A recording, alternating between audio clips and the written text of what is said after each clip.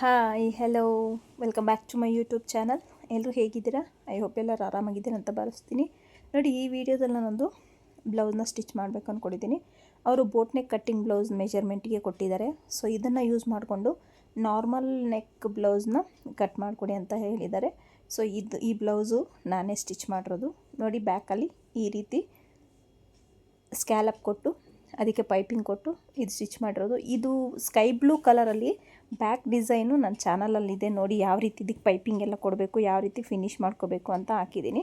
So ಇದು sky blue colour ಮತ್ತು pink colour ಒಂದೇ ಸಲ ಕೊಟ್ಟಿದ್ದರು. ಸೊ ನಾನು ಸ್ಕೈ ಬ್ಲೂ ಕಲರ್ ಬ್ಯಾಕ್ ಮಾತ್ರ ರೆಡಿ ಮಾಡಿ ಹಾಕಿದ್ದೀನಿ. ಸೊ ಯಾವ ರೀತಿ ಅಂತ ಬೇಕಾದ್ರೆ ನೋಡಿ ಒಂದು ಸಲ ನನ್ನ ಚಾನಲಲ್ಲಿ ಅಪ್ಲೋಡ್ ಮಾಡಿದ್ದೀನಿ. ಇದನ್ನು ಯೂಸ್ ಮಾಡ್ಕೊಂಡು ಯಾವ ರೀತಿ ನಾವು ಬ್ಲೌಸ್ನ ಕಟ್ ಮಾಡ್ಕೋಬೇಕು ಅಂತ. ಪ್ರತಿಯೊಂದು ಬ್ಲೌಸು, ಪ್ರತಿಯೊಂದು ಮೆಷರ್ಮೆಂಟ್ ಬ್ಲೌಸ್ಗೂ ನೀವು ಈ ಒಂದು ಟ್ರಿಕ್ಸ್ನ ಫಾಲೋ ಮಾಡೋದ್ರಿಂದ ಯಾವ ಸೈಜ್ ಬ್ಲೌಸ್ ಆದರೂ ನೀವು ಆರಾಮಾಗಿ ಕಟ್ ಮಾಡ್ಕೋಬೋದು. ಸೊ ವೀಡಿಯೋನೆಲ್ಲೂ ಸ್ಕಿಪ್ ಮಾಡದೆ ಕೊನೆ ತನಕ ನೋಡಿ. ತುಂಬಾ ಯೂಸ್ಫುಲ್ ಆದ ವೀಡಿಯೋ ಅಂತ ಹೇಳ್ತೀನಿ ನಾನು. ನೀವು ಈ ಒಂದು ಮೆಷರ್ಮೆಂಟ್ನ ಯೂಸ್ ಮಾಡಿಕೊಂಡು ನಾನು ಹೇಳ್ಕೊಡುವಂಥ ಟ್ರಿಕ್ಸ್ನ ಯೂಸ್ ಮಾಡಿಕೊಂಡ್ರೆ ನೀವು ಯಾವ ಸೈಜ್ ಬ್ಲೌಸ್ ಆದರೂ ನೀಟಾಗಿ ಫಿನಿಶಿಂಗ್ ಮತ್ತು ಫಿಟ್ಟಿಂಗ್ ಬರೋ ಥರ ನೀವು ಬ್ಲೌಸ್ನ ಕಟ್ ಮಾಡಿಕೊಂಡು ಸ್ಟಿಚ್ ಮಾಡ್ಕೋಬೋದು. ಫಸ್ಟಿಗೆ ನೀವು ಯಾವುದೇ ಬ್ಲೌಸ್ನ ತೊಗೊಳ್ಳಿ, ಫಸ್ಟ್ ನೀವು ತಗೋಬೇಕಾಗಿರೋದು ಲೆಂತು ನಿಮ್ಮ ಬ್ಲೌಸ್ ಮೆಷರ್ಮೆಂಟಲ್ಲಿ ಏನು ಕೊಟ್ಟಿರ್ತಾರೋ ಆ ಒಂದು ಬ್ಲೌಸ್ ಲೆಂತ್ಗೆ 1 ಇಂಚನ್ನ ಹ್ಯಾಡ್ ಮಾಡಿಕೊಂಡು ಬ್ಯಾಕ್ ಪಾರ್ಟಲ್ಲಿ ನೀವು ಮಾರ್ಕ್ನ ಮಾಡ್ಕೋಬೇಕಾಗತ್ತೆ. ನೋಡಿ, ಈ ರೀತಿ ಲೆಂತನ್ನ ಮಾರ್ಕ್ ಮಾಡ್ಕೊಂಡಿದ್ದಾದಮೇಲೆ ನೆಕ್ಸ್ಟು ವೇಸ್ಟ್ನ ಮೆಷರ್ಮೆಂಟ್ ಮಾಡ್ಕೊಳ್ಳಿ. ನೋಡಿ, ವೇಸ್ಟ್ ಮೆಷರ್ಮೆಂಟು ಆ ಐಪಟ್ಟಿನ ಬಿಟ್ಬಿಟ್ಟು ನೀವು ಅಲ್ಲಿಂದ ನೋಡಿ ವೇಸ್ಟ್ನ ಮೆಷರ್ಮೆಂಟ್ ಮಾಡ್ಕೋಬೇಕಾಗಿರೋದು. ನಾನು ವೇಸ್ಟ್ ಮೆಷರ್ಮೆಂಟ್ ಮಾಡಿಕೊಂಡ್ರೆ ನನಗೆ 31.5 ಬಂತು. ಸೊ ಅದನ್ನು ಡಿವೈಡೆಡ್ ಬೈ 4 ಮಾಡಿದೆ. ಅಂದರೆ ಟೇಪ್ನ ಈ ರೀತಿ ಫೋಲ್ಡ್ ಮಾಡಿಕೊಂಡ್ರೆ ನಿಮಗೆ ಡಿವೈಡೆಡ್ ಬೈ 4 ಬರುತ್ತೆ. 7.75 ಬರುತ್ತೆ. 7.75ಗೆ ಒಂದು ಮಾರ್ಕ್ ಮಾಡ್ತೀನಿ. 1 ಇಂಚ್ ಡಾಟ್ಗೆ 1.5 ಇಂಚು ಎಕ್ಸ್ಟ್ರಾ ಮಾರ್ಜಿನ್ಗೆ. ಸೊ ಇಷ್ಟಾದಮೇಲೆ ಇದು ವೇಸ್ಟ್ ಬಂದು 31.5 ಇಂಚು ಅಂತ ಹೇಳಿದ್ನಲ್ಲ. ಸೊ ಹಾಗಾಗಿ ಇದು ಚೆಸ್ಟ್ ಬಂದು 37 ಇಂಚ್ ಬ್ಲೌಸ್. ಇದು ಚೆಸ್ಟು 37 ನೋಡಿ 9.25 ಬರುತ್ತೆ. ನಿಯರ್ 9.25. ಇದು ಬೋಟ್ ನೆಕ್ ಆಗಿರೋದ್ರಿಂದ ನಾನೊಂದು 1/4 ಇಂಚು ಇದು ಲೂಸಿಂಗ್ ಇರುತ್ತಲ್ಲ, ಸೊ 1/2 ಇಂಚ್ ಲೂಸಿಂಗೇ ಇರುತ್ತೆ.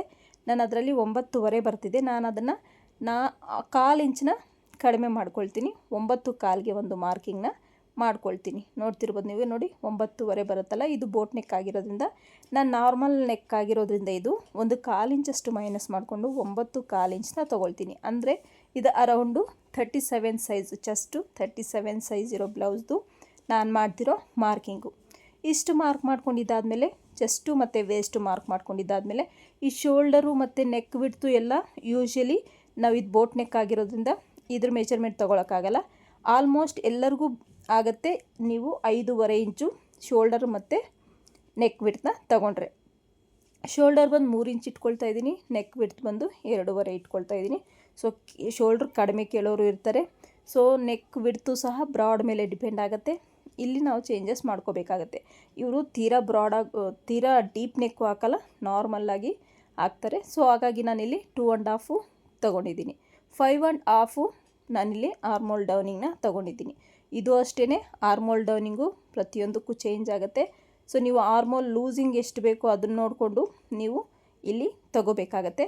ನಾನಿಲ್ಲಿ ಆರ್ಮೋಲ್ ಇದೆ ಇವ್ರಿಗೆ 16.5 ಇದೆ. ಅಂದರೆ 8.25 8.25 ಇಂಚು ನನಗೆ ಆರ್ಮೋಲ್ ರೌಂಡಿಂಗ್ ಬೇಕಾಗುತ್ತೆ. ಸೊ ಹಾಗಾಗಿ ನಾನು 5.25ಗೆ ಮಾರ್ಕ್ ಮಾಡ್ಕೊಂಡಿದ್ದೀನಿ. ನೋಡಿ, ಇಲ್ಲಿಂದ ಮಿಡ್ಲಿಗೆ ಒಂದು ಮಾರ್ಕ್ ಮಾಡಿದ್ದೀನಿ. 1.25 ಇಂಚಿಗೆ ಈ ಲೈನ್ನ ಹಾಕ್ಕೊಂಡೆ. 1.25 ಇಂಚಿಗೆ ಹಾಕ್ಕೊಂಡು ಈ ಕರ್ವ್ ಸ್ಕೇಲ್ ತೊಗೊಂಡು ಈ ರೀತಿ ಶೇಪ್ನ ಡ್ರಾ ಮಾಡಿಕೊಂಡೆ. ಈ ರೀತಿ ಶೇಪ್ನ ಡ್ರಾ ಮಾಡ್ಕೊಂಡ್ಮೇಲೆ ನಿಮಗೆ ಆರ್ಮೋಲು ಎಷ್ಟಿದೆ ಅಂತ ಒಂದು ಸಲ ಮೆಜರ್ಮೆಂಟ್ ಬ್ಲೌಸಲ್ಲಿ ಚೆಕ್ ಮಾಡ್ಕೊಳ್ಳಿ. ಮೆಜರ್ಮೆಂಟ್ ಬ್ಲೌಸಲ್ಲಿ ಚೆಕ್ ಮಾಡಿಕೊಂಡ್ರೆ ನೋಡಿ ನನಗೆ ಇಲ್ಲಿ 8.25 ಬರುತ್ತೆ. ಸೊ ನಾನಿಲ್ಲಿ 8.25 ಬರುತ್ತಾ ಅಂತ ನೋಡ್ತೀನಿ. 1/4 ಇಂಚಷ್ಟು ಲೂಸಿಂಗ್ನ ಆ್ಯಡ್ ಮಾಡ್ಕೊಳ್ತೀನಿ ನಾನು. ನೋಡಿ, ಈ ರೀತಿ ಮಾರ್ಕ್ನ ಮಾಡ್ಕೋಬೇಕಾಗತ್ತೆ. ನೋಡಿ 8.25 ಬರ್ತಿದೆ, 1/4 ಇಂಚ್ ಎಕ್ಸ್ಟ್ರಾ ಬರ್ತಿದೆ. ಸೊ 1/4 ಇಂಚ್ ಎಕ್ಸ್ಟ್ರಾ ಬಂದರೆ ಪರವಾಗಿಲ್ಲ. ನಾನಿಲ್ಲಿ ಇಷ್ಟಕ್ಕೆ ಮಾರ್ಕ್ನ ಮಾಡ್ಕೊಳ್ತಾ ಇದ್ದೀನಿ. ಇಷ್ಟಾದಮೇಲೆ ಚೆಸ್ಟ್ ಲೈನು ವೇಸ್ಟ್ ಲೈನು ಸೇರಿಸ್ತಾ ಒಂದು ಲೈನ್ನ ಡ್ರಾ ಮಾಡ್ಕೋಬೇಕಾಗತ್ತೆ. ಈ ರೀತಿಯಾಗಿ ನಿಮಗೆ ಇಲ್ಲಿ ಆರ್ಮೋಲಲ್ಲೇ ಡಿಫ್ರೆನ್ಸಿಯೇಷನ್ ಕಡಿಮೆ ಬಂತು ಅಂದರೆ ನೀವು ಇನ್ನು ಸ್ವಲ್ಪ ಮೇಲಕ್ಕೆ ಆರ್ಮೋಲ್ ಲೈನಿಂಗ್ ತೊಗೋಬೇಕಾಗುತ್ತೆ. ಜಾಸ್ತಿ ಬಂತು ನಿಮ್ಗೆ ಆರ್ಮೋಲ್ ಇನ್ನೂ ಜಾಸ್ತಿ ಬೇಕು ಅನ್ನೋದಾದರೆ ನೀವು ಡೌನಿಂಗ್ನ ತೊಗೊಂಡ್ರೆ ಖಂಡಿತ ನಿಮ್ಗೆ ಆರ್ಮೋಲ್ ಮೆಜರ್ಮೆಂಟು ಪರ್ಫೆಕ್ಟಾಗಿ ಬರುತ್ತೆ. ನೆಕ್ಸ್ಟು ಬ್ಯಾಕ್ ಡೀಪ್ನ ಮಾರ್ಕ್ ಮಾಡ್ಕೊಳ್ಳೋದಾದರೆ ನೋಡಿ, ಇಲ್ಲಿ 3.5 ಇದೆ. ಸೊ ಅವರು ಇನ್ನೂ ಒಂದು 1/2 ಇಂಚು ಡೀಪ್ ಕಡಿಮೆ ಮಾಡಿ ಅಂದರು. ಸೊ 4 ಇಂಚ್ಗೆ 4 ನನಗೆ ರೆಡಿ ಬೇಕು. 1/2 ಇಂಚು ಮಾರ್ಜಿನ್ಗೆ ಹೋಗುತ್ತಲ್ಲ, 4.5ಗೆ ಒಂದು ಮಾರ್ಕ್ ಮಾಡಿಕೊಂಡು ಇಲ್ಲಿಂದ ಇಲ್ಲಿಗೆ ನೋಡಿ 10 ಇಂಚ್ಗೆ ಕರೆಕ್ಟಾಗಿ ನಾನು ಡೀಪ್ನ ಮಾರ್ಕ್ನ ಮಾಡ್ಕೊಳ್ತಾ ಇದ್ದೀನಿ. ಇಲ್ಲಿ ನೆಕ್ ವಿಡ್ತ್ ತೊಗೊಳ್ತಾ ಇದ್ದೀನಿ. ಬಾಟಮಲ್ಲಿ 3 ಇಂಚು, ಮೇಲೆ 2.5, ಕೆಳಗಡೆ 3 ಇಂಚ್ ತೊಗೊಂಡಿದ್ದೀನಿ. ಸೊ ಈ ರೀತಿ ತೊಗೊಂಡು ಈ ರೀತಿ ಬಾಕ್ಸ್ ಥರ ಮಾಡಿಕೊಂಡು ನಿಮ್ಗೆ ಇಲ್ಲಿ ಬ್ರಾಡ್ ಆಗಬೇಕಂದ್ರೆ ಬ್ರಾಡಾಗೂ ಮಾರ್ಕ್ ಮಾಡ್ಕೋಬೋದು. ಸೊ ನಾನಿಲ್ಲಿ ನೋಡಿ ಈ ರೀತಿ ಮಾರ್ಕ್ನ ಮಾಡ್ಕೊಳ್ತಾ ಇದ್ದೀನಿ. ನೋಡ್ತಿರ್ಬೋದು ನೀವು. ನಿಮಗೆ ಯಾವ ಶೇಪ್ ಬೇಕೋ ಆ ಶೇಪಲ್ಲಿ ನೀವು ಡ್ರಾ ಮಾಡ್ಕೋಬೋದು. ನೋಡಿ ಈ ರೀತಿ ಬ್ರಾಡ್ ಆಗಬೇಕು ಅಂದರೆ ಈ ರೀತಿ ತೊಗೊಳ್ಳಿ. ಇನ್ನು ಸ್ವಲ್ಪ ಬ್ರಾಡ್ ಕಮ್ಮಿ ಬೇಕು ಅಂದರೆ ಸ್ವಲ್ಪ ಒಳಗಡೆಗೆ ತೊಗೊಂಡ್ರು ಆಗುತ್ತೆ. ಸೊ ನಾನಿಲ್ಲಿ ಇಷ್ಟು ಬ್ರಾಡ್ ತೊಗೊಳ್ತಾ ಇಲ್ಲ, ಒಂದು ಸ್ವಲ್ಪ ಒಳಗಡೆಗೆ ಬ್ರಾಡ್ನ ಕಮ್ಮಿ ಮಾಡಿ ತೊಗೊಳ್ತಾ ಇದ್ದೀನಿ. ಇಷ್ಟಾದಮೇಲೆ ಡಾಟ್ ಲೆಂತು ಮತ್ತು ಡಾಟ್ ವಿಡ್ತ್ನ ಮಾರ್ಕ್ನ ಮಾಡ್ಕೊಳ್ತಾ ಇದ್ದೀನಿ. ಡಾಟ್ ಲೆಂತು ಡಾಟ್ ವಿಡ್ತ್ನ ಮಾರ್ಕ್ ಮಾಡ್ಕೊಂಡಿದ್ದಾದಮೇಲೆ ಈ ರೀತಿ ನೀಟಾಗಿ ಮಾರ್ಕಿಂಗ್ ವೀಲ್ ತೊಗೊಂಡು ನೀಟಾಗಿ ಮಾರ್ಕ್ ಮಾಡ್ಕೊಳ್ತೀನಿ. ಯಾಕಂದರೆ ಈ ರೀತಿ ಮಾರ್ಕ್ ಮಾಡ್ಕೊಳ್ಳೋದ್ರಿಂದ ನಿಮಗೆ ಸ್ಟಿಚಿಂಗ್ ಟೈಮಲ್ಲಿ ಈಸಿ ಆಗುತ್ತಷ್ಟೇ. ಮಾರ್ಕಿಂಗು ಬ್ಯಾಕ್ ಸೈಡು ಬಿದ್ದಿರುತ್ತೆ. ಹಾಗಾಗಿ ಈ ರೀತಿ ಮಾರ್ಕ್ನ ಮಾಡ್ಕೊಂಡ್ಮೇಲೆ ನೋಡಿ ಬ್ಯಾಕ್ ಪಾರ್ಟು ಇಲ್ಲಿಂದ 1/2 ಇಂಚು ಈ ಥರ ಕ್ರಾಸಾಗಿ ಒಂದು ಮಾರ್ಕ್ ಮಾಡ್ಕೋಬೇಕು. ಇಷ್ಟು ಬ್ಯಾಕ್ ಪಾರ್ಟು ಮೆಷರ್ಮೆಂಟು. ನೀವು ಯಾವುದೇ ಬ್ಲೌಸ್ಗೆ ತೊಗೊಳ್ಳಿ ಸೇಮ್ ಇದೇ ಪ್ಯಾಟ್ರನಲ್ಲಿ ಬರುತ್ತೆ. ಅಳತೆ ಮಾತ್ರ ಚೇಂಜ್ ಆಗುತ್ತಷ್ಟೇ. ನಿಮ್ಮ ಒಂದು ವೇಸ್ಟ್ ಆಗಿರ್ಬೋದು, ಚೆಸ್ಟ್ ಆಗಿರ್ಬೋದು, ಮತ್ತು ಆರ್ಮೋಲ್ ಡೌನಿಂಗು.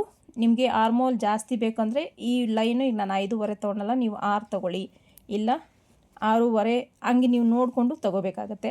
ಸೊ ಇದು 37 blouse chest measurement. Waste measurement ಬಂದು 31 ಸೈಜು. ಆರ್ಮೋಲ್ ಬಂದು 16.5 ಬೇಕು ನನಗೆ. ಸೊ 16 ಅಂತ ಇಲ್ಲಿ ಹಾಕಿದ್ದೀನಿ.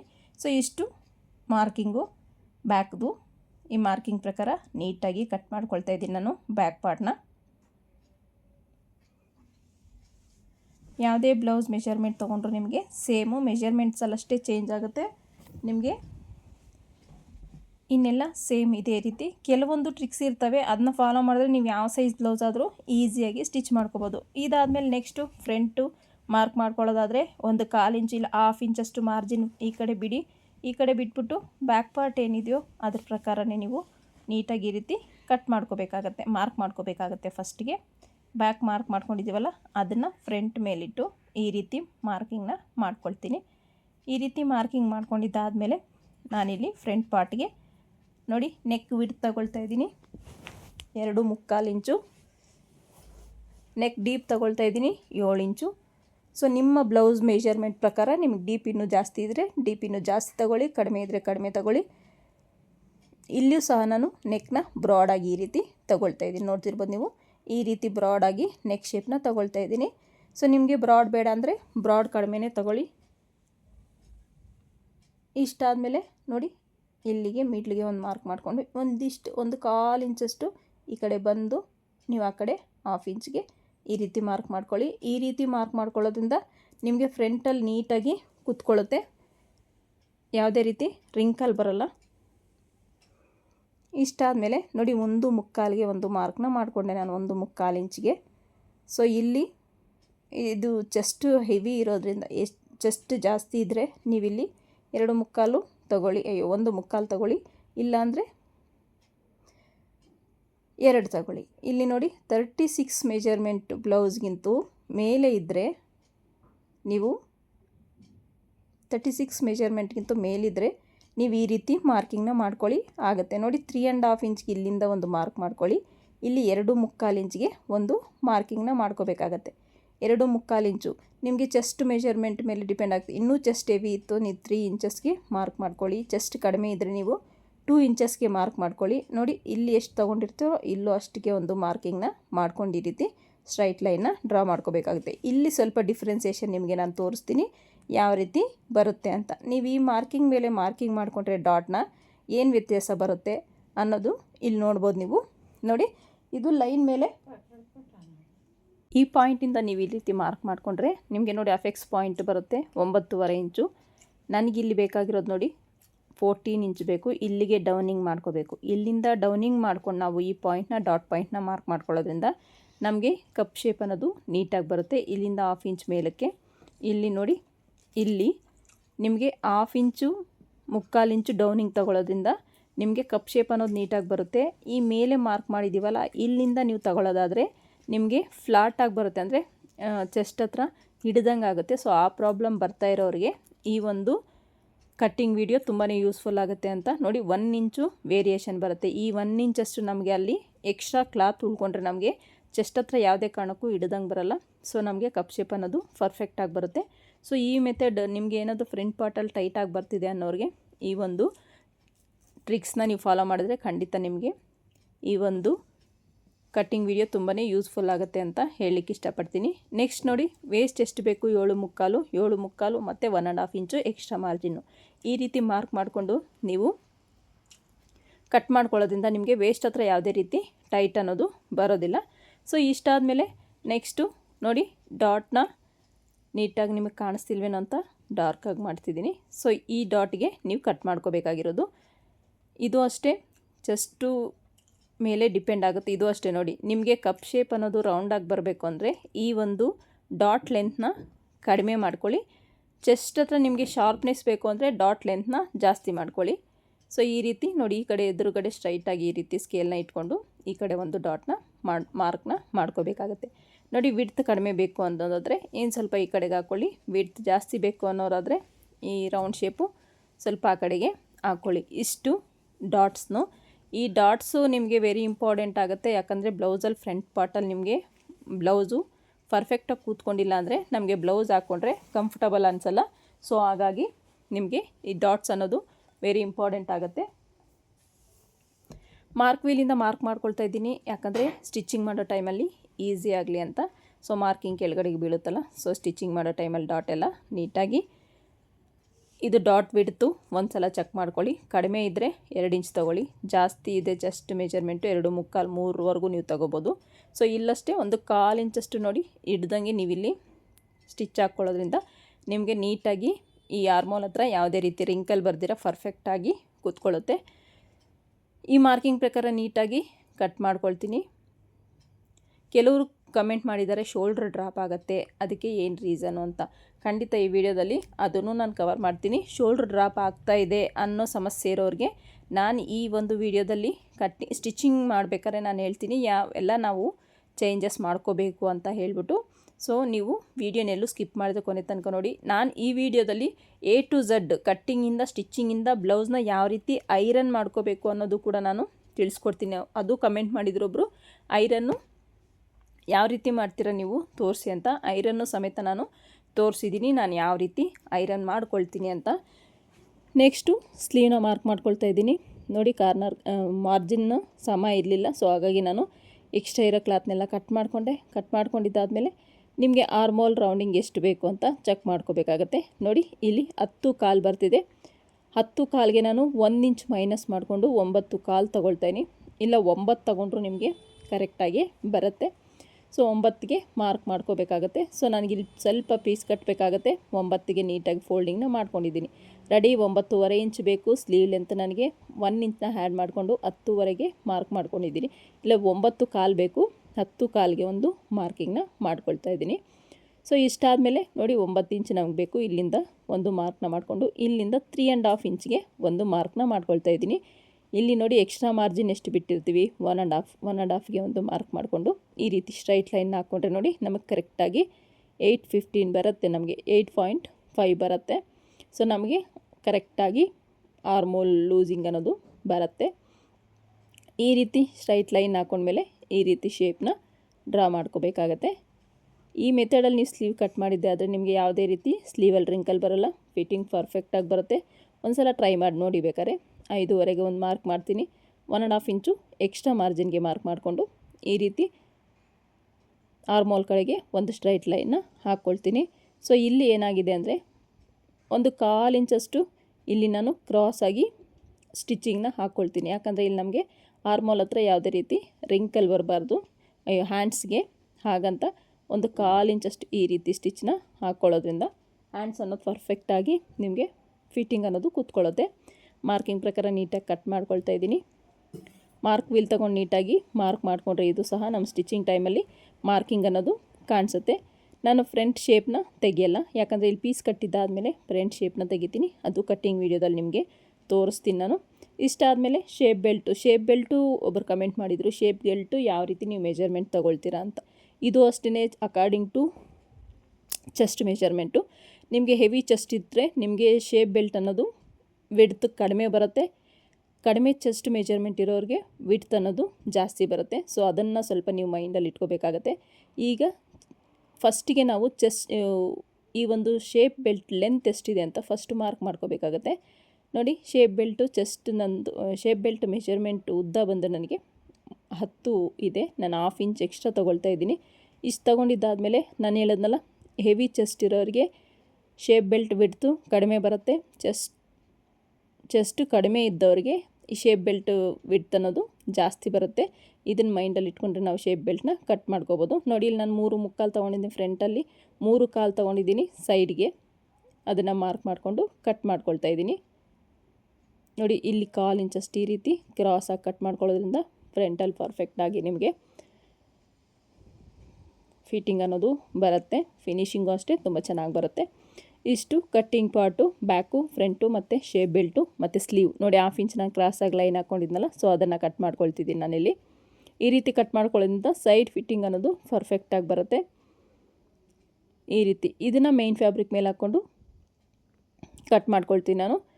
ಮೇನ್ ಫ್ಯಾಬ್ರಿಕ್ ಮೇಲೆ ಹಾಕ್ಕೊಂಡು ನೀಟಾಗಿ ಫ್ಲೋರ್ ಮೇಲೆ ಹಾಕ್ಕೊಂಡು ನೀಟಾಗಿ ಒಂದೇ ಸಲ ಕಟ್ ಮಾಡ್ಕೊಳ್ಳಿ. ನೋಡಿ, ಫ್ಲೋರ್ ಮೇಲೆ ಹಾಕ್ಕೊಂಡು ನೀಟಾಗಿ ನಾನು ಇಲ್ಲಿ ಕಟ್ ಮಾಡಿಕೊಂಡೆ. ಸೊ ಇದಕ್ಕೆ ನಾನು ಪೈಪಿಂಗ್ನ ಕೊಡಬೇಕು ಅಂದ್ಕೊಂಡಿದ್ದೀನಿ. ಸೊ ಅದು ಕಮೆಂಟ್ ಮಾಡಿದರು, ಪೈಪಿಂಗು ಒಂದು ಸ್ವಲ್ಪ ಝೂಮ್ ಮಾಡಿ ತೋರಿಸಿ ಅಂತ. ನೋಡಿ, ಈ ಒಂದು ಬಾರ್ಡ್ರ್ ಕಲರ್ ಕ್ಲಾತ್ನ ತೊಗೊಂಡಿದ್ದೀನಿ ನಾನು. ಇದು ಪೈಪಿಂಗ್ ಕ್ಲಾತ್ ಅಂತಲೇ ಸಿಗುತ್ತೆ. ಅದರಲ್ಲೂ ಕಲರ್ ಶೇಡಿಂಗ್ಸ್ ತುಂಬಾ ಜಾಸ್ತಿನೇ ಇರ್ತವೆ. ಸೊ ನಿಮ್ಗೆ ಯಾವ ಶೇಡ್ ಬೇಕೋ ಆ ಶೇಡ್ನ ನೀವು ತೊಗೋಬೋದು. ಇಲ್ಲಿ ನಾನು 1/4 ವಿಡ್ತಲ್ಲಿ, 1/4 ಇಂಚ್ ವಿಡ್ತಲ್ಲಿ ಕ್ರಾಸಾಗಿ ಈ ರೀತಿ ಕ್ರಾಸ್ ಬಟ್ಟೆ ತೊಗೊಂಡು ಈ ರೀತಿ ಒಂದೇ ಮೆಜರ್ಮೆಂಟಲ್ಲಿ ಬಟ್ಟೆನ ಈ ರೀತಿ ಕಟ್ ಮಾಡ್ಕೋಬೇಕಾಗತ್ತೆ.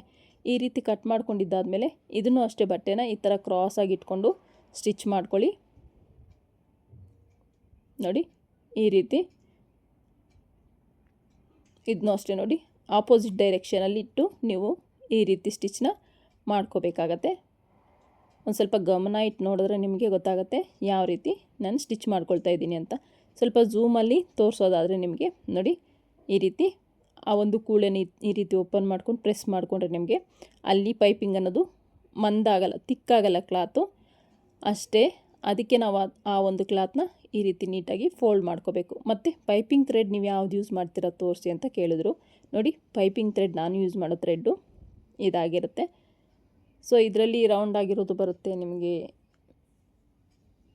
ಬೇರೆ ಬೇರೆ ಥರ ಬರುತ್ತೆ. ನಿಮ್ಗೆ ಯಾವ್ದು ಇಷ್ಟನೋ ಅದು ತಗೊಳ್ಳಿ. ಅದರಲ್ಲೂ ಸೈಜಸ್ ಬರುತ್ತೆ. ಸ್ವಲ್ಪ ನಾನು ಮೀಡಿಯಮ್ ಸೈಜ್ದೇ ತೊಗೊಳ್ಳೋದು, ತುಂಬ ದೊಡ್ಡ ಸೈಜ್ದು ತಗೊಳ್ಳಲ್ಲ ಈ ಒಂದು ಥ್ರೆಡ್ನ. ನೋಡಿ, 1/4 ಇಂಚಷ್ಟು ನಾರ್ಮಲ್ ಫೂಟಲ್ಲೇ ನಾನು ಅದು ಕಮೆಂಟ್ ಮಾಡಿದರು, ನೀವು ನಿಮ್ದು ಯಾವುದು ಫೂಟ್ ತೋರಿಸಿ ಮೇಡಮ್, ನಮಗೆ ಪೈಪಿಂಗ್ ಬರ್ತಿಲ್ಲ ಅಂತಲೂ ಕಮೆಂಟ್ ಮಾಡಿದರು. ನೋಡಿ, ನಾರ್ಮಲ್ ಫೂಟಲ್ಲೇ ನಾನು ಸ್ಟಿಚ್ ಮಾಡ್ಕೊಳ್ಳೋದು. ಈ ರೀತಿ ನೀಟಾಗಿ ಥ್ರೆಡ್ನ ಕೊಟ್ಟು ಒಂದು 1/4 ಇಂಚ್ ವಿಡ್ತಲ್ಲಿ ಕ್ಲಾತ್ನ ಈ ರೀತಿ ಫೋಲ್ಡ್ನ ಮಾಡ್ಕೊಳ್ತಿದ್ದೀನಿ ನಾನು. ನೋಡ್ತಿರ್ಬೋದು ನೀವು, ಒಂದೇ ವಿಡ್ತಲ್ಲಿ ನಿಮಗೆ ಈ ರೀತಿ ನೀಟಾಗಿ ಫೋಲ್ಡ್ ಮಾಡ್ಕೊಳ್ತಾ ಸ್ಟಿಚ್ನ ಹಾಕ್ಕೋಬೇಕಾಗತ್ತೆ. ನಾನು ನಿಮಗೆ ಝೂಮಲ್ಲಿ ತೋರಿಸ್ತಿದ್ದೀನಲ್ಲ, ಈ ಮೆಥಡಲ್ಲಿ ಫುಲ್ಲು ಕ್ಲಾತ್ನೆಲ್ಲ ನಾವು ಫೋಲ್ಡ್ ಮಾಡಿಕೊಂಡು ಸ್ಟಿಚ್ನ ಮಾಡ್ಕೋಬೇಕಾಗತ್ತೆ. ನಿಮ್ಗೆ ಎಷ್ಟು ಬೇಕೋ ಅಷ್ಟು ಪೈಪಿಂಗ್ ಥ್ರೆಡ್ನ ಯೂಸ್ ಮಾಡ್ಕೊಳ್ಳಿ.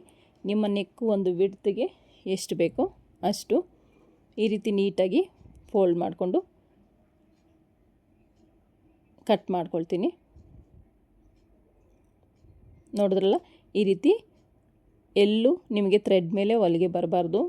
ಥ್ರೆಡ್ ಪಕ್ಕನೇ ನೀಟಾಗಿ ಸ್ಟಿಚ್ ಬರಬೇಕು. ನೋಡಿ ಎಷ್ಟು ನೀಟಾಗಿ ಬಂದಿದೆ ಅಂತ.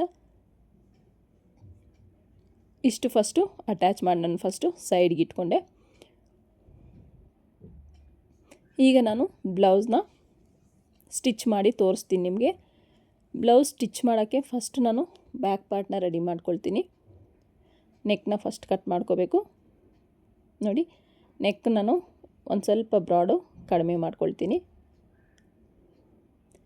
ಈ ರೀತಿ ಬ್ಯಾಕ್ ಪಾರ್ಟ್ನ ಈ ರೀತಿ ಇಟ್ಟು ಸೀದಾ ಇರಬೇಕು ಲೈನಿಂಗು. ಮೇನ್ ಫ್ಯಾಬ್ರಿಕ್ ಸೀದಾ ಇರಲಿ, ಲೈನಿಂಗ್ ಅದ್ರ ಮೇಲಿಟ್ಟು ನೀಟಾಗಿ 1/2 ಇಂಚ್ ಮಾರ್ಜಿನ್ ನಾವೇನು ಬಿಟ್ಟಿರ್ತೀವೋ 1/2 ಇಂಚ್ ಮಾರ್ಜಿನ್ಗೆ ನೀಟಾಗಿ ಈ ರೀತಿ ಸ್ಟಿಚ್ನ ಹಾಕ್ಕೋಬೇಕು. ಇನ್ನೊಂದು ವಿಷಯ ಏನಂದರೆ, ನನಗೆ ಇನ್ವಿಸಿಬಲ್ಲು ಶೇಪ್ ಬೆಲ್ಟ್ ಅಟ್ಯಾಚ್ ಮಾಡೋಕ್ಕೆ ಬರಲ್ಲ ಅನ್ನೋರು ವಿಸಿಬಲ್ಲಾಗಿ ಇನ್ವಿಸಿಬಲ್ಗಿಂತೂ ವಿಸಿಬಲ್ ಆಗಿ ತುಂಬಾ ಈಸಿಯಾಗಿ ನೀವು ಶೇಪ್ ಬೆಲ್ಟ್ನ ಅಟ್ಯಾಚ್ ಮಾಡ್ಬೋದು. ಸೊ ಇದರಲ್ಲಿ ನಾನು ವಿಸಿಬಲ್ ಆಗಿ ಇನ್ವಿಸಿಬಲ್ ಅಲ್ಲದೆ ವಿಸಿಬಲ್ ಆಗಿ ನಾನು ಯಾವ ರೀತಿ ಶೇಪ್ ಬೆಲ್ಟ್ನ ಅಟ್ಯಾಚ್ ಮಾಡೋದು ಅಂತಲೂ ಹೇಳ್ಕೊಡ್ತಿದ್ದೀನಿ. ಮತ್ತು ಶೋಲ್ಡ್ರ್ ಡ್ರಾಪ್ ಆಗೋದಕ್ಕೆ ಏನು ಸಮಸ್ಯೆ ಆಗಿರುತ್ತೆ, ನಾವು ಯಾವ ರೀತಿ ಕಟ್ ಮಾಡ್ಕೋಬೇಕು ಅನ್ನೋದು ಸಹ ನಾನು ಈ ವಿಡಿಯೋದಲ್ಲಿ ಹೇಳ್ಕೊಡ್ತೀನಿ. ಐರನಿಂಗ್ ಅಷ್ಟೇ, ಐರನ್ ಬ್ಲೌಸು ಸ್ಟಿಚಿಂಗ್ ಎಲ್ಲ ಆದಮೇಲೆ ನಾನು ನಿಮ್ಗೆ ಹೇಳಿದೆ 30% ಅಷ್ಟು ನಿಮ್ಮ ಐರನ್ ಮಾಡೋದ್ರಿಂದನೂ ಫಿನಿಶಿಂಗ್ ಅನ್ನೋದು ತುಂಬ ಚೆನ್ನಾಗಿ ಬರುತ್ತೆ ಅಂತಲೂ ಹೇಳಿದ್ದೀನಿ. ನಾನು ಯಾವ ರೀತಿ ಐರನ್ ಮಾಡ್ಕೊಳ್ತೀನಿ ಅಂತಲೂ ಈ ವಿಡಿಯೋದಲ್ಲಿ ತೋರಿಸ್ಕೊಟ್ಟಿದ್ದೀನಿ.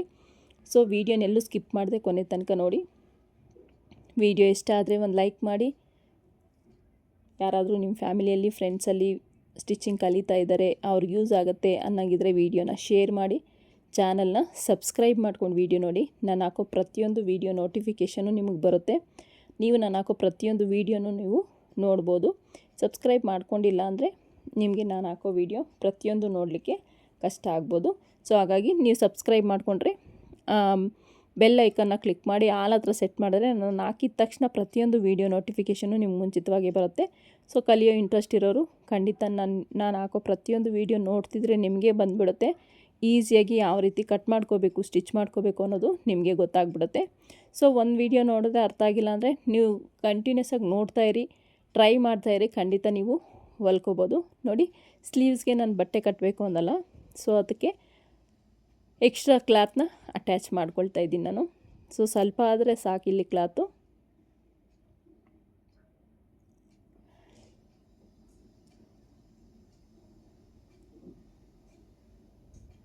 ಯಾರ್ಯಾರೆಲ್ಲ ನನ್ನ ವೀಡಿಯೋ ನೋಡಿ ಕಮೆಂಟ್ ಮಾಡ್ತಾಯಿದ್ದೀರಾ, ಎಲ್ರಿಗೂ ಥ್ಯಾಂಕ್ ಯು ಸೋ ಮಚ್. ನೀವು ಹೇಳಿದ್ದಂತಹ ಸೈಜ್ ಬ್ಲೌಸ್ನ ಖಂಡಿತ ನಾನು ಅಪ್ಲೋಡ್ ಮಾಡ್ತೀನಿ ಮುಂದಿನ ದಿನಗಳಲ್ಲಿ. ಸ್ವಲ್ಪ ಟೈಮ್ ಕೊಡಿ ಅಷ್ಟೇ. ನೋಡಿ, ಈ ರೀತಿ ಶೇಪ್ನ ಫ್ರಂಟಿಗೆ ತೆಗಿಬೇಕಾಗುತ್ತೆ. ಈ ರೀತಿ ಶೇಪ್ ತೆಗೆದು ನಾವು ಕಟ್ ಮಾಡ್ಕೊಳ್ಳೋದ್ರಿಂದ ನಮಗೆ ಫ್ರಂಟಲ್ಲಿ ಯಾವುದೇ ರೀತಿ ರಿಂಕಲ್ ಬರ್ದಿರ ನೀಟಾಗಿ ಹ್ಯಾಂಡ್ಸ್ ಅನ್ನೋದು ಫಿಟ್ಟಿಂಗ್ ತುಂಬ ಚೆನ್ನಾಗಿ ಬರುತ್ತೆ. ನೋಡಿ ಎಷ್ಟು ಪರ್ಫೆಕ್ಟಾಗಿ ಸ್ಲೀವ್ಸ್ ಅನ್ನೋದು ರೆಡಿ ಆಗೋಯಿತು. ಈಗ ಸ್ಲೀವ್ಸ್ಗೆ ಸ್ಲೀವ್ ಅಟ್ಯಾಚ್ ಮಾಡೋದು ಸಹ ವೆರಿ ಇಂಪಾರ್ಟೆಂಟ್. ಯಾವ ರೀತಿ ನಾನು ಅಂತ ಹೇಳ್ತೀನಿ ನೋಡಿ. ನಿಮಗೆ ಸ್ಲೀವಲ್ಲಿ ಯಾವುದೇ ರೀತಿ ಬಾರ್ಡ್ರ್ ಆಗಿರಲಿ, ಇಲ್ಲ ಯಾವುದೇ ರೀತಿ ಡಿಸೈನ್ ಬಂದಿದ್ದರೆ ಪರ್ಫೆಕ್ಟಾಗಿ ಅದು ನಮಗೆ ಆ ಡಿಸೈನ್ ಮಾರ್ಜಿನ್ ನಾವೇನು ಬಿಟ್ಟಿರ್ತೀವೋ ಆ ಮಾರ್ಜಿನ್ನು ನಮಗೆ ಆ ಒಂದು ಮಾರ್ಜಿನ್ ಸ್ಟಿಚ್ ಹಾಕ್ಕೋಬೇಕಾದ್ರೆ ನಮಗೆ ಆ ಒಂದು ಬಾರ್ಡರ್ ಡಿಸೈನ್ನ ಅದನ್ನೆಲ್ಲ ಹಾಳು ಮಾಡೋ ಥರ ಇರಬಾರ್ದು. ಕರೆಕ್ಟಾಗಿ ನಮ್ಮ ಬಾರ್ಡರ್ ಡಿಸೈನು ಕರೆಕ್ಟಾಗಿ ನಮ್ಮ ಸ್ಟಿಚ್ಚಿಂಗು ಲೈನ್ ಮೇಲೆ ಯಾವ ರೀತಿ ಕೂರಬೇಕು, ಎಲ್ಲಿ ಬಟ್ಟೆನ ನಾವು ಕೂರಿಸ್ಕೊಂಡ್ರೆ ನಮಗೆ ಆ ಒಂದು ಬಾರ್ಡ್ರ್ ಅನ್ನೋದು ಹಾಳಾಗ್ದಿರ ನಮಗೆ ಕರೆಕ್ಟಾಗಿ ಬರುತ್ತೆ ಅನ್ನೋದು ಕೂಡ ಇಲ್ಲಿ ಮ್ಯಾಟ್ರ್ ಆಗುತ್ತೆ. ನಾವು ಡಿಸೈನ್ ಪರ್ಫೆಕ್ಟಾಗಿರೋ ಹತ್ರ ನಾವು ನೀಟಾಗಿ ಸ್ಟಿಚ್ ಮಾಡ್ಕೋಬೇಕು ಆ ಲೈನ್ ಅನ್ನೋದು. ಇಲ್ಲಾಂದರೆ ನಮಗೆ ಒಂದು ಕಡೆ ವೇರಿಯೇಷನ್ ಜಾಸ್ತಿ ಕಡಿಮೆ ಆದಾಗ ನಮಗೇನಾಗುತ್ತೆ ನೋಡಿ, ಬಾರ್ಡ್ರ್ ಅನ್ನೋದು ಎಲ್ಲೂ ನಮಗೆ ನೀಟಾಗಿ ಬರಬೇಕು. ಇದ್ರ ಮೇಲೆ ಒಂದು ಕಿನಾರೆ ಸ್ಟಿಚ್ನ ಹಾಕ್ಕೊಳ್ತೀನಿ. ಎಕ್ಸ್ಟ್ರಾ ಮಾರ್ಜಿನ್ ಏನಿದೆಯೋ ಆ ಎಕ್ಸ್ಟ್ರಾ ಮಾರ್ಜಿನ್ ಮೇಲೇ ನಿಮಗೆ ಸ್ಟಿಚ್ ಅನ್ನೋದು ಬರಬೇಕಾಗತ್ತೆ. ನೋಡಿ, ಬಾರ್ಡ್ರಲ್ಲಿ ನನಗೆ ಯಾವುದೇ ರೀತಿ ಮೇಲೆ ಕೆಳಗಡೆ ಆ ಥರ ಬರಲಿಲ್ಲ. ನೀಟಾಗಿ ಸ್ಟಿಚ್ನ ಹಾಕ್ಕೊಂಡ್ರೆ ಬಾರ್ಡ್ರ್ ಪರ್ಫೆಕ್ಟಾಗಿ ಬರಬೇಕು. ಮತ್ತು ಹ್ಯಾಂಡ್ಸ್ನ ಸ್ಟಿಚ್ ಮಾಡ್ಕೋಬೇಕಾದ್ರೆ ಯಾವುದೇ ಕಾರಣಕ್ಕೂ ರಿಂಕಲ್ ಬರೋ ಥರ ಸ್ಟಿಚ್ ಮಾಡ್ಕೋಬಾರ್ದು.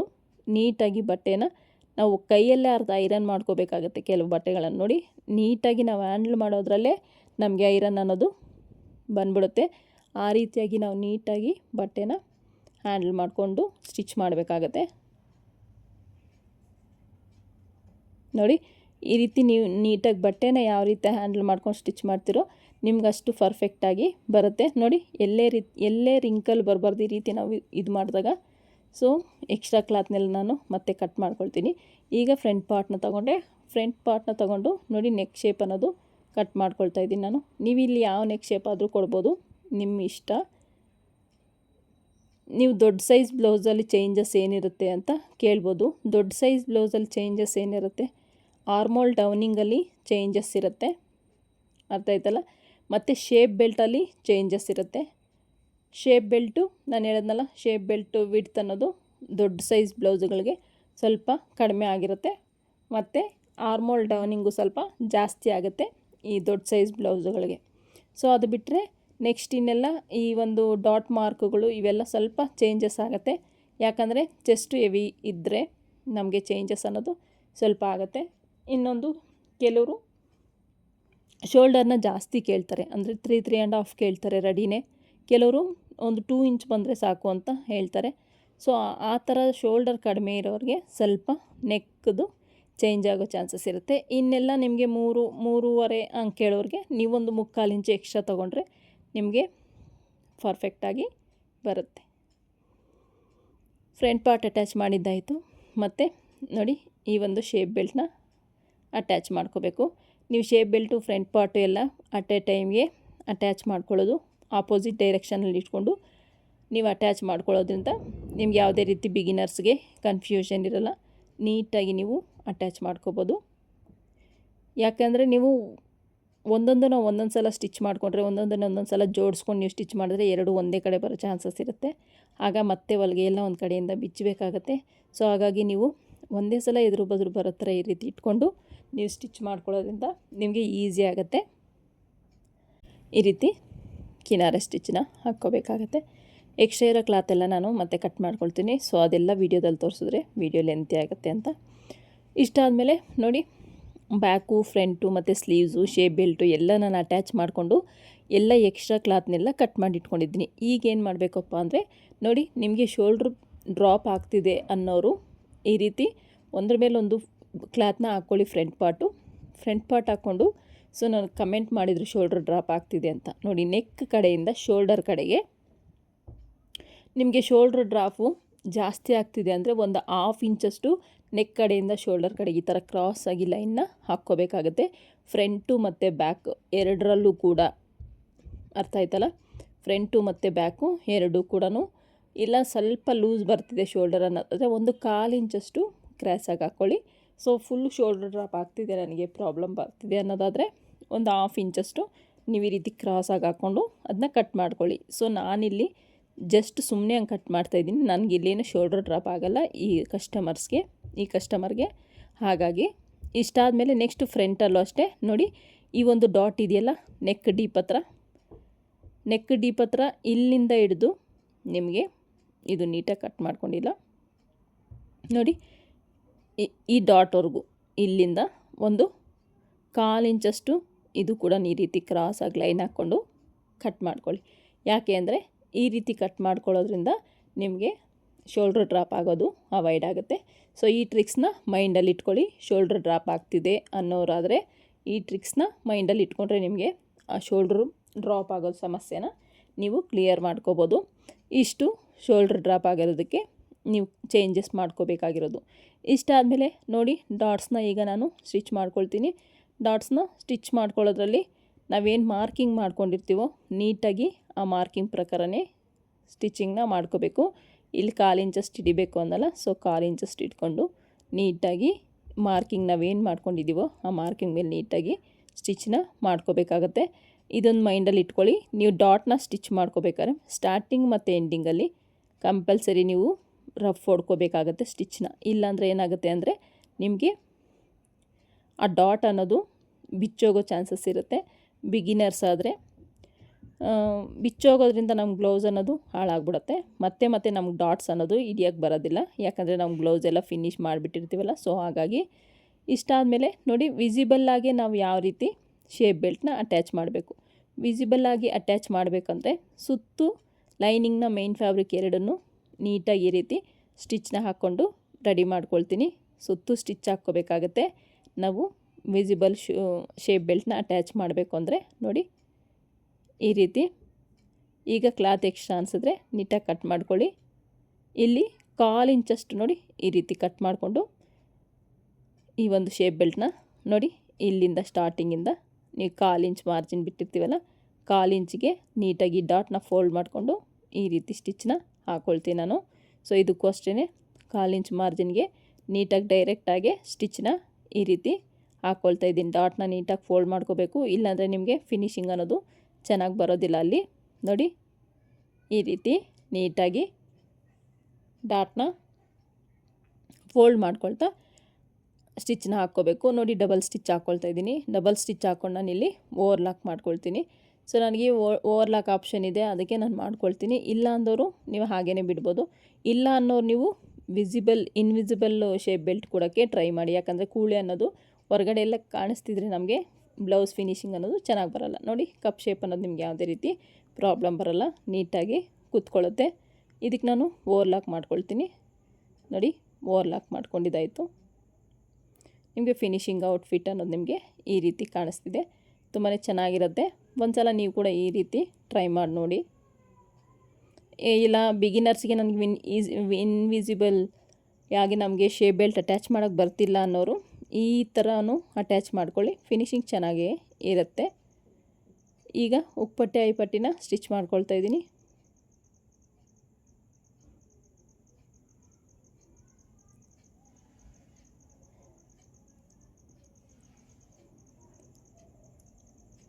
ನೋಡಿ ಈ ರೀತಿ ನೀಟಾಗಿ ಸ್ಟಿಚ್ನ ಮಾಡ್ಕೋಬೇಕಾಗತ್ತೆ. ಫೋಲ್ಡ್ ಮಾಡ್ಕೊಂಡು ನೀಟಾಗಿ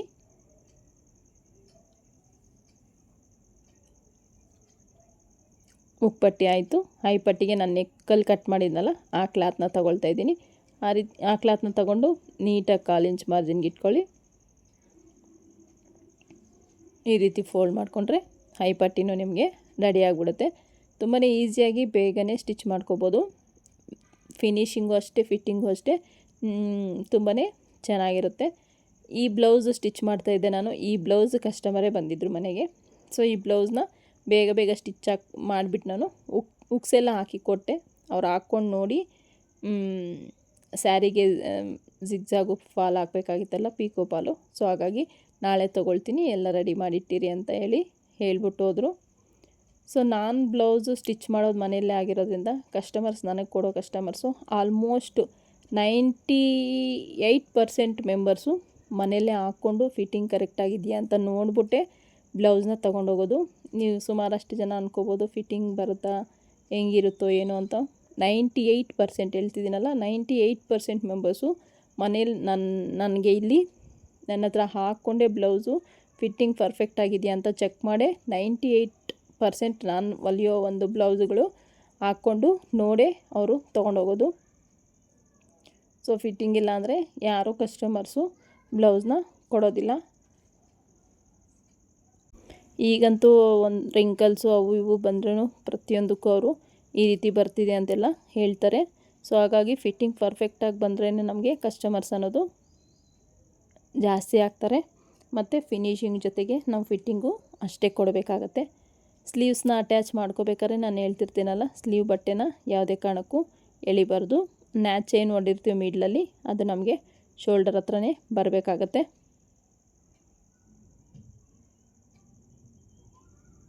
ನೋಡಿ ಈ ರೀತಿ ಉಜ್ಕೊಳ್ತಾ ನಾವು ಸ್ಟಿಚ್ ಮಾಡೋದ್ರಿಂದ ನಮಗೆ ಬಟ್ಟೆ ಅನ್ನೋದು ನೀಟಾಗಿರುತ್ತೆ. ಅದೇ ರೀತಿ ರಿಂಕಲ್ ಅನ್ನೋದು ಜಾಸ್ತಿ ಎಲ್ಲ ಆಗೋದಿಲ್ಲ. ನೋಡಿ ಇನ್ನೊಂದು ಸ್ಲೀವ್ನ ಅಟ್ಯಾಚ್ ಮಾಡ್ಕೊಳ್ತಾ ಇದ್ದೀನಿ ನಾನು. ಸ್ಲೀವ್ನ ಫ್ರೀಯಾಗಿ ಬಿಟ್ಟು ಕ್ಲಾತ್ನ ನೀವು ಅಟ್ಯಾಚ್ ಮಾಡ್ಕೋಬೇಕಾಗತ್ತೆ. ಇಲ್ಲಾಂದರೆ ನಿಮ್ಗೇನಾಗುತ್ತೆ, ಆರ್ಮೋಲ್ ಹತ್ರ ಸುಕ್ಕಾದಂಗೆ ರಿಂಕಲ್ ಆದಂಗೆ ಆಗುತ್ತೆ. ಆವಾಗ ಏನಾಗುತ್ತೆ ಅಂದರೆ ಬ್ಲೌಸ್ ಹಾಕ್ಕೊಳ್ಳೋಕ್ಕೆ ಚೆನ್ನಾಗಿರೋದಿಲ್ಲ. ಸೊ ಹಾಗಾಗಿ ನೀಟಾಗಿ ನಾವು ಫಿನಿಶಿಂಗ್ ಸಮೇತ ಬ್ಲೌಸ್ನ ರೆಡಿ ಮಾಡ್ಕೋಬೇಕಾಗತ್ತೆ. ನೋಡಿ ಇಷ್ಟಾದಮೇಲೆ ಅದಕ್ಕೆ ಡಬಲ್ ಸ್ಟಿಚ್ ಹಾಕ್ಕೊಂಡು ನಾನಿಲ್ಲಿ ಓವರ್ಲಾಕ್ ಮಾಡಿಕೊಂಡೆ. ಇಷ್ಟು ಓವರ್ಲಾಕ್ ಮಾಡ್ಕೊಂಡಿದ್ದಾದಮೇಲೆ ನಿಮಗೆ ನೋಡಿ ಈ ರೀತಿ ಕಾಣಿಸ್ತಾ ಇದೆ. ಈಗ ನಾನು ಫಸ್ಟ್ ಇದಕ್ಕೆ ನೆಕ್ನ ರೆಡಿ ಮಾಡ್ಕೊಳ್ತೀನಿ. ನೆಕ್ನ ರೆಡಿ ಮಾಡ್ಕೊಂಡಿದ್ದಾದಮೇಲೆ ನಾನು ಸೈಡು ಫಿಟ್ಟಿಂಗ್ನ ಕೊಡ್ತೀನಿ. ಸುಮಾರಷ್ಟು ಜನ ಕಮೆಂಟ್ ಮಾಡಿದರು, ನೀವು ಯಾವ ರೀತಿ ಪೈಪಿಂಗ್ ಕೊಡ್ತೀರಾ, ಅದನ್ನೇ ಒಂದು ವೀಡಿಯೋ ಮಾಡಿ ಅಂತ. ಸೊ ಅದನ್ನೇ ಒಂದು ವೀಡಿಯೋ ಮಾಡಿಲ್ಲ, ನಾನೀಗ ಇದನ್ನೇ ತೋರಿಸ್ತಿದ್ದೀನಿ ನೋಡಿ. ನೀವು ಬೇಕಾದ್ರೆ ಅದೇ ಸಪ್ರೇಟಾಗಿ ವೀಡಿಯೋ ಬೇಕು ಅಂದರೆ ಕಮೆಂಟ್ ಸೆಕ್ಷನಲ್ಲಿ ಕಮೆಂಟ್ ಮಾಡಿ, ಖಂಡಿತ ನಾನು ಅದನ್ನು ವೀಡಿಯೋ ಮಾಡ್ತೀನಿ. ಸೊ ಅವರು ಪ್ಲೈನ್ ಬ್ಲೌಸು ಬೇಕು ಅಂತ ಕಮೆಂಟ್ ಮಾಡಿದರು. ಖಂಡಿತ ಪ್ಲೈನ್ ಬ್ಲೌಸ್ ಹೊಲಿದು ನಿಮಗೆ ಕಟ್ಟಿಂಗು ಮತ್ತು ಸ್ಟಿಚಿಂಗ್ ತೋರಿಸ್ತೀನಿ. ಹಾಗೆಯೇ ಐನೆಕ್ ಬ್ಲೌಸು ಹೇಳ್ಕೊಡಿ ಮೇಡಮ್ ಅಂತ ಹೇಳಿದ್ದಾರೆ. ಖಂಡಿತ ಐನೆಕ್ ಬ್ಲೌಸನ್ನು ನಾನು ಸ್ಟಿಚ್ ಮಾಡ್ತೀನಿ. ನೋಡಿ ಪೈಪಿಂಗ್ ಅಟ್ಯಾಚ್ ಮಾಡಬೇಕಾದ್ರೆ ಪೈಪಿಂಗ್ ಬಟ್ಟೆನೂ ಎಳಿಬಾರ್ದು, ನೆಕ್ ಬಟ್ಟೆನೂ ಎಳಿಬಾರ್ದು. ನೀಟಾಗಿ ನಾವು ಹ್ಯಾಂಡಲ್ ಮಾಡ್ಕೊಳ್ತಾ ಈ ಒಂದು ಪೈಪಿಂಗ್ ಥ್ರೆಡ್ನ ಅಟ್ಯಾಚ್ ಮಾಡ್ಕೊಳ್ತಾ ಹೋಗಬೇಕಾಗತ್ತೆ. ನಿಮಗೆಲ್ಲೂ ಥ್ರೆಡ್ ಮೇಲೆ ಹೊಲಿಗೆ ಅನ್ನೋದು ಬರಬಾರ್ದು. ಥ್ರೆಡ್ ಪಕ್ಕ ನಾವು ಇವಾಗ ಏನು ಪೈಪಿಂಗ್ನ ಥ್ರೆಡ್ನ ಅಟ್ಯಾಚ್ ಮಾಡ್ಕೊಂಡಿದ್ವೋ ಅದೇ ಸ್ಟಿಚ್ ಮೇಲೇ ನಮಗೆ ಸ್ಟಿಚ್ಚಿಂಗ್ ಅನ್ನೋದು ಬರಬೇಕಾಗತ್ತೆ.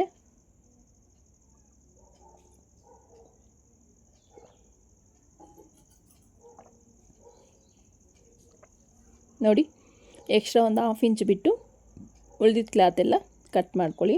ಸೊ ಉಳ್ದಿದ್ದ ಕ್ಲಾತೆಲ್ಲ ಕಟ್ ಮಾಡ್ಕೊಂಡಿದ್ದಾದಮೇಲೆ ನೋಡಿ ಈಗ ಈ ರೀತಿ ಫೋಲ್ಡ್ನ ಮಾಡ್ಕೋಬೇಕಾಗತ್ತೆ. ಈ ರೀತಿ ಫೋಲ್ಡ್ ಮಾಡಿಕೊಂಡು ನಿಮ್ಗೆ ಎಷ್ಟು ವಿಡ್ತ್ ಬೇಕೋ ಪೈಪಿಂಗ್ ಸ್ಟಿಚ್ ಅನ್ನೋದು ಅಷ್ಟು ಫೋಲ್ಡ್ ಮಾಡಿಕೊಂಡು ನೀವು ನೀಟಾಗಿ ಮತ್ತೊಂದು ಸ್ಟಿಚ್ಚು ಆ ಪೈಪಿಂಗ್ ಪಕ್ಕನೇ ಹಾಕ್ಕೊಂಡು ಬರಬೇಕಾಗತ್ತೆ. ಈಗಾಗಲೇ ನಾವೇನು ಸ್ಟಿಚ್ ಹಾಕಿದ್ವೋ ಆ ಪೈಪಿಂಗ್ ಪಕ್ಕನೇ ಮತ್ತೊಂದು ಸ್ಟಿಚ್ನ ಹಾಕ್ಕೊಂಡು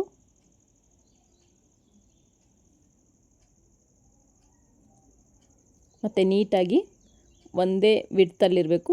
ಆ ಕ್ಲಾತ್ ನಾವೇನು ಫೋಲ್ಡ್ ಮಾಡ್ಕೊಳ್ತಿದ್ವೋ ಅದನ್ನು ಒಂದೇ ವಿಡ್ತಲ್ಲಿರೋ ಥರ ಫೋಲ್ಡ್ ಮಾಡ್ಕೊಳ್ತಾ ಸ್ಟಿಚ್ನ ಹಾಕ್ಕೊಳ್ತಾ ಬರಬೇಕು. ಈ ರೀತಿಯಾದ ಒಂದು ಫೋಲ್ಡಿಂಗ್ಸು ಮತ್ತು ಈ ಒಂದು straight line, stitching straight line ಇವೆಲ್ಲ ನೋಡಿದ್ರೆ ನಮಗೆ ಬ್ಲೌಸು ಎಷ್ಟು ಮಾತ್ರ ಪರ್ಫೆಕ್ಟಾಗಿ ನಾವು ಸ್ಟಿಚ್ ಮಾಡ್ತೀವಿ ಅನ್ನೋದು ಕೂಡ ಕೆಲವರು ಕನ್ಸಿಡರ್ ಮಾಡ್ತಾರೆ. ನೋಡಿ ಈ ರೀತಿ ಒಂದೇ ವಿಡ್ತಲ್ಲಿ ಸ್ಟಿಚ್ ಮಾಡ್ಕೊಂಡಿದ್ದಾದಮೇಲೆ ಕ್ಲಾತು ಎಕ್ಸ್ಟ್ರಾ ಇದೆ ಅಂತ ಅನಿಸಿದ್ದಾದರೆ ನೀಟಾಗಿ ಕ್ಲಾತ್ನ ಕಟ್ ಮಾಡ್ಕೋಬೇಕು.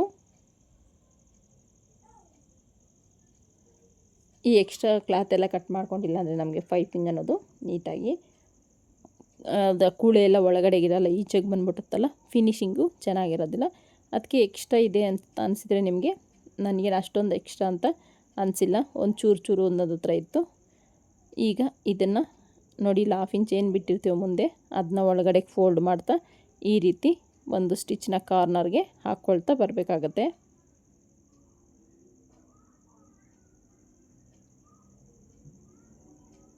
ನೋಡ್ತಿರ್ಬೋದು ನೀವು, ಈ ರೀತಿ ನೀಟಾಗಿ ಸ್ಟಿಚ್ನ ಹಾಕ್ಕೋಬೇಕಾಗತ್ತೆ. ಈ ಸ್ಟಿಚ್ ವೆರಿ ಇಂಪಾರ್ಟೆಂಟು, ಯಾಕಂದರೆ ನಮಗಿಲ್ಲಿ ಮೇಲೇನೂ ಕಾಣಿಸ್ತಾ ಇರುತ್ತೆ. ಸೊ ಹಾಗಾಗಿ ನಮಗೆ ಒಂದೇ ಬಿಟ್ಟಲ್ಲೇ ಇರಬೇಕಾಗತ್ತೆ ಸ್ಟಿಚ್ಚು, ಇಲ್ಲಾಂದರೆ ನಮಗೆ ಅಷ್ಟು ಲುಕ್ ಬರೋದಿಲ್ಲ.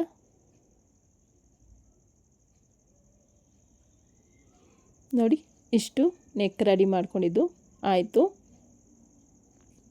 ಅಲ್ಲಿಂದಲೇ ನೀಟಾಗಿ ದಾರಗಳಿದ್ರೆ ಕಟ್ ಮಾಡ್ಕೊಳ್ಳಿ. ಎಕ್ಸ್ಟ್ರಾ ಕ್ಲಾತ್ಸ್ ಇದ್ದರೆ ನೀವು ಕಟ್ ಮಾಡ್ಕೋಬೇಕಾಗತ್ತೆ. ನಾವು ಯಾವ ರೀತಿ ಮೇಂಟೈನ್ ಮಾಡ್ಕೊಂಡು ಬರ್ತೀವೋ ಆ ರೀತಿ ನಮಗೆ ಬ್ಲೌಸ್ ಅನ್ನೋದು ರೆಡಿ ಆಗುತ್ತೆ. ನೋಡಿ ನೆಕ್ ಅನ್ನೋದು ಎಷ್ಟು ಈಸಿಯಾಗಿ ಎಷ್ಟು ಚೆನ್ನಾಗಿ ರೆಡಿ ಆಯಿತು ಅಂತ.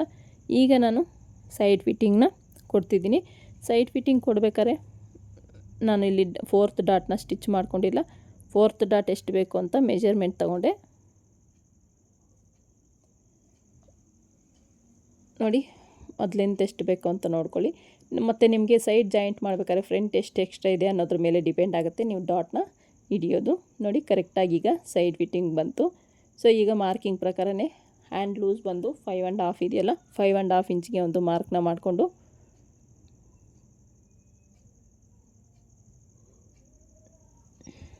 ನೋಡಿ ನೀವು ಸೈಡ್ ಫಿಟ್ಟಿಂಗ್ ಕೊಡೋದು ಇಂಪಾರ್ಟೆಂಟ್ ಆಗುತ್ತೆ. ಸೈಡ್ ಫಿಟ್ಟಿಂಗಿಂದನೂ ಬ್ಲೌಸು ಫಿಟ್ಟಿಂಗ್ ಪರ್ಫೆಕ್ಟಾಗಿ ಬರ್ದೇನೂ ಇರ್ಬೋದು. ಹಾಗಾಗಿ ನೀವು ಸೈಡ್ ಫಿಟ್ಟಿಂಗ್ ಅನ್ನೋದು ತುಂಬಾ ಇಂಪಾರ್ಟೆಂಟು. ನೀಟಾಗಿ ನೀವು ಸೈಡ್ ಫಿಟ್ಟಿಂಗ್ನ ಕೊಡಬೇಕಾಗತ್ತೆ. ನೋಡಿ ಆಗ ಒಂದು ಕೂಳೆ ಇದೆಯಲ್ಲ ಅಲ್ಲಿ ಓವರ್ಲಾಕ್ ಮಾಡಿರೋದು, ಅವೆರಡೂ ಡೈರೆಕ್ಷನ್ನು ಮೇಲಕ್ಕೆ ನೋಡೋ ಥರ ಇಟ್ಟು ನಾವು ಸ್ಟಿಚ್ನ ಹಾಕ್ಕೊಂಡು ಬರಬೇಕಾಗತ್ತೆ. ಇನ್ನೊಂದು ಸೈಡು ಸೇಮ್ ಅದೇ ರೀತಿ ನಾನು ನೆಕ್ ಹ್ಯಾಂಡ್ ಮೆಷರ್ಮೆಂಟ್ ತೊಗೊಂಡೆ 5.5ಗೆ ಒಂದು ಮಾರ್ಕ್ನ ಮಾಡಿಕೊಂಡು ಇಲ್ಲಿ ನೋಡಿಲಿ ಆರ್ಮೋಲ್ ಹತ್ರ ಬಂದರೆ ಮಾರ್ಕಿಂಗ್ ಅನ್ನೋದು ಕಾಣಿಸ್ತಿದೆ, ಅದರ ಮೇಲೇ ಸ್ಟಿಚ್ ಹಾಕ್ಕೊಳ್ತಾ ಬರಬೇಕಾಗತ್ತೆ. ನೋಡಿ ಎಷ್ಟು ಪರ್ಫೆಕ್ಟಾಗಿ ನಮಗೆ ಬ್ಲೌಸ್ ಫಿಟ್ಟಿಂಗ್ ಅನ್ನೋದು ಆಯಿತು ಅಂತ ನೀವೇ ನೋಡ್ಬೋದು. ಬಾಟಮಲ್ಲೂ ಯಾವುದೇ ರೀತಿ ವ್ಯತ್ಯಾಸ ಇಲ್ಲ ಮತ್ತು ಆರ್ಮೋಲ್ ಹತ್ರನೂ ಯಾವುದೇ ರೀತಿ ವ್ಯತ್ಯಾಸ ಇಲ್ಲ. ಪರ್ಫೆಕ್ಟಾಗಿ ಬ್ಲೌಸು ರೆಡಿ ಆಯಿತು.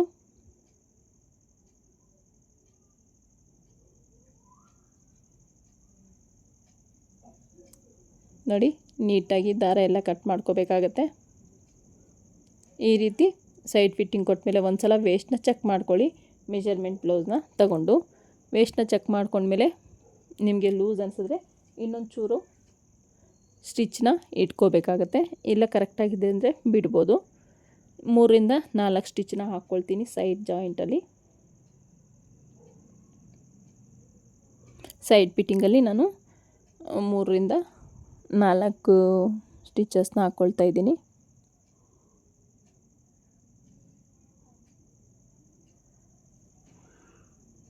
ಎರಡೂ ಕಡೆ ಸೇಮ್ 2ರಿಂದ 3 ಸ್ಟಿಚ್ಚನ್ನ ಹಾಕ್ಕೋಬೇಕಾಗತ್ತೆ.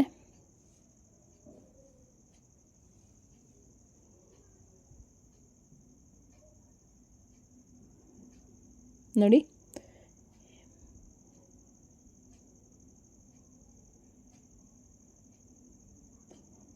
ನೀಟಾಗಿ ನೋಡಿ, ಎಕ್ಸ್ಟ್ರಾ ಇದೆ ಅಂತ ಅನಿಸಿದ್ರೆ ಕ್ಲಾತು ನೀಟಾಗಿ ಕಟ್ ಮಾಡ್ಕೊಬಿಡಿ.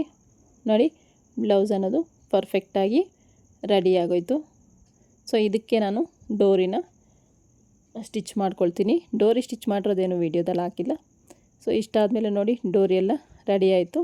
ಡೋರಿನ ಸ್ಟಿಚ್ ಮಾಡಿಕೊಂಡೆ. ಡೋರಿನ ನಾನು ಯಾವ ರೀತಿ ಸ್ಟಿಚ್ ಮಾಡಿದೆ ಅಂತ ನಾನು ನಿಮಗೆ ತೋರಿಸ್ತೀನಿ. ನೋಡಿ ಡೋರಿನ ಈ ರೀತಿ ಸ್ಟಿಚ್ ಮಾಡ್ಕೊಂಡಿದ್ದೀನಿ.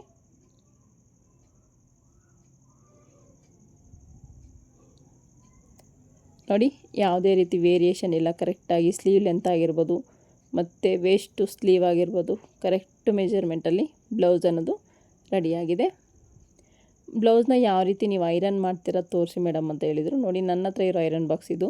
ಇದರಲ್ಲಿ ಕಾಟನ್ಗೆ ಮತ್ತು ಲೈನಿನ್ ಕಾಟನ್ಗೆ ಮತ್ತು ಪಾಲಿಸ್ಟರ್ಗೆ ಎಲ್ಲ ಒಂದು ಹೀಟ್ನ ಇನ್ಕ್ರೀಸ್ ಮಾಡ್ಕೋಬೋದು ಮತ್ತು ಕಡಿಮೆ ಮಾಡ್ಕೋಬೋದು, ಆ ರೀತಿಯಾದಂತಹ ಒಂದು ಐರನ್ ಬಾಕ್ಸು. ಸೊ ಇದರಲ್ಲಿ ನಾನು ನೀವು ಯಾವ ಬಟ್ಟೆನ ಐರನ್ ಮಾಡ್ತಿದ್ದೀರೋ ಆ ಆಪ್ಷನ್ನ ಇಟ್ಕೊಂಡು ಐರನ್ ಮಾಡ್ಕೊಳ್ಳಿ. ನಾನು ತುಂಬಾ ಹೀಟ್ ಇಟ್ಟಿಲ್ಲ, ಸ್ವಲ್ಪ ಲೈಟಾಗಿ ಇಟ್ಟಿದ್ದೀನಿ. ಯಾಕಂದರೆ ನಾನು ಹೇಳಿದ್ನಲ್ಲ ಕಹಿ ಅನುಭವ, ನಾನು ಒಂದು ಸಲ ಬ್ಲೌಸ್ ಎಲ್ಲ ಸ್ಟಿಚ್ ಮಾಡಾದಮೇಲೆ ಐರನ್ ಮಾಡೋಕ್ಕೋಗಿ ಸುಟ್ಟೋಯ್ತು ಅಂತ. ಸೊ ಹಾಗಾಗಿ ಸ್ವಲ್ಪ ಹೀಟ್ ಅನ್ನೋದು ಕಡಿಮೆ ಇಟ್ಕೊಂಡೆ ನಾನು ಐರನ್ ಮಾಡ್ತೀನಿ. ಈ ರೀತಿ ಬ್ಯಾಕ್ ಪಾರ್ಟು, ಸೈಡ್ಸು ಮತ್ತು ಸ್ಲೀವ್ಸು, ಶೇಪ್ ಬೆಲ್ಟ್ ಎಲ್ಲ ನೀಟಾಗಿ ಫಸ್ಟಿಗೆ ಐರನ್ ಮಾಡ್ಕೊಳ್ತಾ ಇದ್ದೀನಿ ನಾನಿಲ್ಲಿ. ನೋಡಿ ಈಗ ನೆಕ್ಕು, ಬ್ಯಾಕ್ ಪಾರ್ಟಲ್ಲಿ ನೆಕ್ನ ನೀಟಾಗಿ ಸೆಟ್ ಮಾಡಿಕೊಂಡು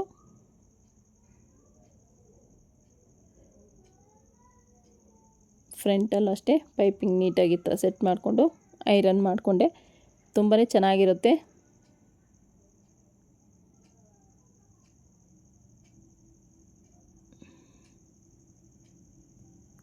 ನೋಡಿ ಈ ರೀತಿ ಹ್ಯಾಂಡ್ಸ್ನ ಐರನ್ ಮಾಡ್ಕೋಬೇಕಾಗತ್ತೆ.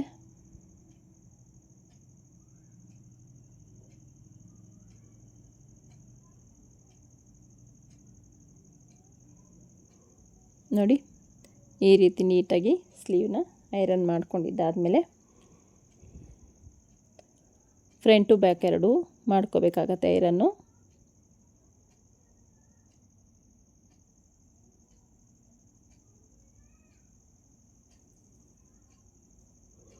ನೋಡಿ ಫ್ರಂಟಲ್ಲಿ ಐರನ್ ಮಾಡ್ಕೋಬೇಕಾದ್ರೆ ಈ ಕಪ್ ತಗೊಳ್ಳಿ. ಆಲ್ರೆಡಿ ನೀವೇನಾದರೂ ಕಪ್ ಡ್ರೆಸ್ಸಲ್ಲೆಲ್ಲ ರಿಮೂವ್ ಮಾಡಿರ್ತೀರಲ್ಲ, ಆ ಥರ ಕಪ್ ತಗೊಂಡು ನೀಟಾಗಿ ಈ ರೀತಿ ಐರನ್ ಮಾಡ್ಕೋಬೇಕಾಗತ್ತೆ. ಡಾಟ್ ಹತ್ರ ಎಲ್ಲ ಈ ರೀತಿ ಐರನ್ ಮಾಡಿಕೊಂಡ್ರೆ ನಿಮಗೆ ಕಪ್ ಶೇಪ್ ಅನ್ನೋದು ಪರ್ಫೆಕ್ಟಾಗಿ ಕೂತ್ಕೊಳ್ಳುತ್ತೆ. ಯಾವುದೇ ರೀತಿ ವೇರಿಯೇಷನ್ನು ಇರೋದಿಲ್ಲ. ಈ ಐರನ್ ಮಾಡ್ಕೊಳ್ಳೋದು ಕೂಡ ಒಂದು ಕಲೆ ಅಂತಲೇ ಹೇಳ್ಬೋದು. ಯಾಕಂದರೆ ಒಂದು ಭಯ ಇರುತ್ತೆ, ಏನಾದರೂ ಹೆಚ್ಚು ಕಮ್ಮಿ ಆದರೆ ಈಗೆಲ್ಲ ಬ್ಲೌಸ್ ರೆಡಿಯಾಗಿದೆ ಏನಾಗುತ್ತೋ ಏನೋ ಅಂತೇಳ್ಬಿಟ್ಟು ಭಯ ಇರುತ್ತೆ. ಸೊ ಹಾಗಾಗಿ ನೀಟಾಗಿ ಐರನ್ನ ಮಾಡಿ ಮುಗಿಸ್ದೆ. ನೋಡಿ ನಿಮಗೆ ಐರನ್ ಮಾಡಬೇಕಾದ್ರೆ ಲಾಸ್ಟಲ್ಲಿ ಹ್ಯಾಂಡ್ಸು ಮತ್ತು ಬಾಡಿನ ನೀಟಾಗಿ ಸೆಟ್ ಮಾಡ್ಕೊಳ್ತಾ ಐರನ್ ಉಜ್ಜಿ ನೀವು ನೋಡಿ ಈ ರೀತಿ ನೀಟಾಗಿ ಸೆಟ್ ಮಾಡಿಕೊಂಡ್ರೆ ಐರನ್ ಎಲ್ಲ ಮುಗೀತು. ಇಷ್ಟು ನಾನು ಫಾಲೋ ಮಾಡುವಂತಹ ಬ್ಲೌಸ್ ಕಟ್ಟಿಂಗು, ಸ್ಟಿಚ್ಚಿಂಗು ಮತ್ತು ಐರನಿಂಗೆ. ಈ ವಿಡಿಯೋ ಹೇಗೆ ಅನಿಸ್ತು ಅಂತ ಕಮೆಂಟ್ ಸೆಕ್ಷನಲ್ಲಿ ಕಮೆಂಟ್ ಮಾಡಿ. ವಿಡಿಯೋ ಇಷ್ಟ ಆದರೆ ಒಂದು ಲೈಕ್ ಮಾಡಿ, ಶೇರ್ ಮಾಡಿ, ಚಾನಲ್ನ ಸಬ್ಸ್ಕ್ರೈಬ್ ಮಾಡ್ಕೊಳ್ಳಿ. ಇನ್ನೂ ಹೆಚ್ಚು ಹೆಚ್ಚು ವೀಡಿಯೋಗಳಿಗೋಸ್ಕರ ನಮ್ಮ ಚಾನಲ್ನ ಸಬ್ಸ್ಕ್ರೈಬ್ ಮಾಡ್ಕೊಳ್ಳಿ. Thank you for watching.